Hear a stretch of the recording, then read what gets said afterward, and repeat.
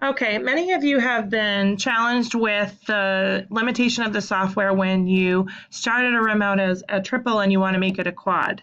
So I wanted to walk you through that process, and in addition, I want to show you real time how you would take students from a different school and add them into your student's room to fill a quad.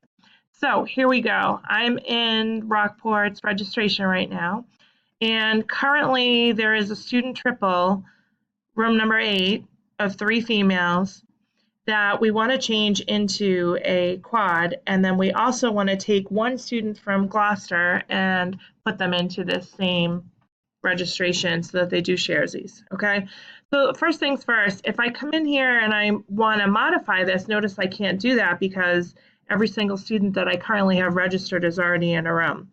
So it's a little bit tedious, but this is how you do it. You need to remove, by clicking on these links, the 3 students that are in this triple, and you have to be patient because it takes a second for it to finalize. And then it will show them up on here. Now, occasionally, when you click remove, there'll be one student that's still remaining. In this instance, it didn't happen. All 3 of them are here. Okay, so what I'm going to do is come in and choose student quad. I'm going to choose the room number that I eliminated them from as a triple. I'm going to click on all 3 of them and add them to a room. Now, if you take a look at number 8, those students are in, and instead of it being a triple, it's a quad. Okay, first step. Second step, if I want to go ahead and add that 4th student that I was talking about from a different chapter, this link will allow me to do that. Now, first things first. If the other school has not completed their registration or has submitted their registration, you may not see them on the list. Okay, so have that conversation with the teacher ahead of time. This isn't just Russian roulette where you just come in and see who has a kid that you could add to defray your costs. There should be a separate conversation that happens before you go through this process.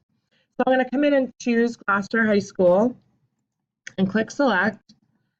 And it will say, please select an individual. And I'm going to click on here and find the student that they've asked me to add into the room. I'm going to go ahead and click select. It'll take a quick second for it to finalize.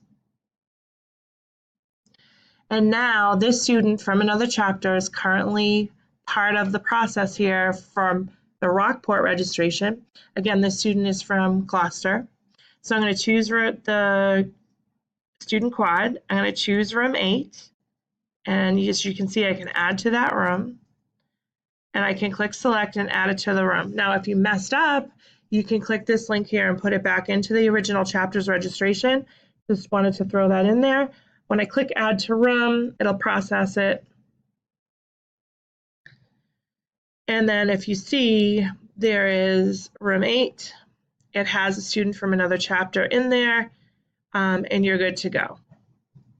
You'll also notice that the student from the other chapter has a 0 balance because Gloucester will be paying her portion of the room fee. And when you look at your invoices for housing separately, you'll be able to see that this particular student is in this room with the Rockport High School, but Gloucester will be responsible for paying her portion of the room fee. Okay, let me know if you have any questions. Thank you so much.